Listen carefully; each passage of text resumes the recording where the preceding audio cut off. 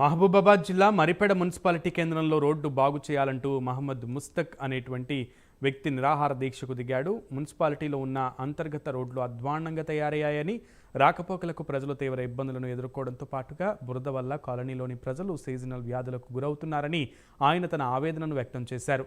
సంబంధిత విషయాన్ని స్థానిక కమిషనర్, ఎమ్మెల్యే, కలెక్టర్లకు చెప్పినా పట్టించుకునే పరిస్థితి లేదని ఆగ్రహం వ్యక్తం చేశారు. రోడ్ల విషయాన్ని అధికారులు, ప్రజాప్రతినిధులు పట్టించుకోవాలని, లేనట్లయితే ఆత్మహత్యలకు కూడా వెనకాడబోమని హెచ్చరిస్తున్నారు.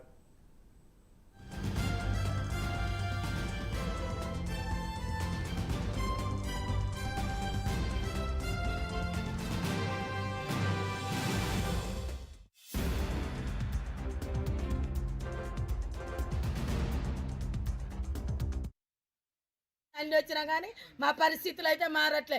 ఎప్పుడు వర్షాకాలం వచ్చినా మా రోడ్లు ఇట్నే ఉంటున్నాయి. ఒక్క నాయకుడు కూడా వచ్చి మమ్మల్ని పట్టించుకోవట్లేదు.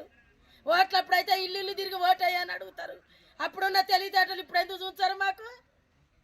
మాకేం లేదు. మున్సిపాలిటీ అయినా కానీ మా రోడ్లు మారట్లేదు.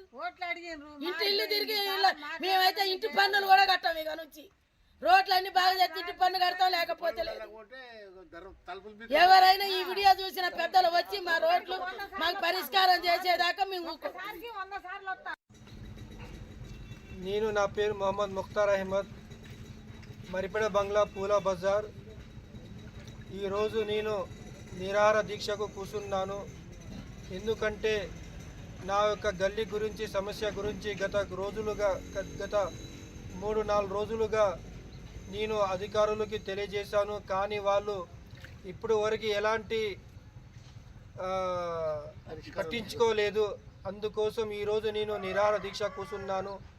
దయచేసి అందరూ ఈ విషయం అధికారులు చూసి వాళ్ళు గమనించి నా యొక్క సమస్యను తీర్చాలని మనస్ఫూర్తిగా కోరుతున్నాను.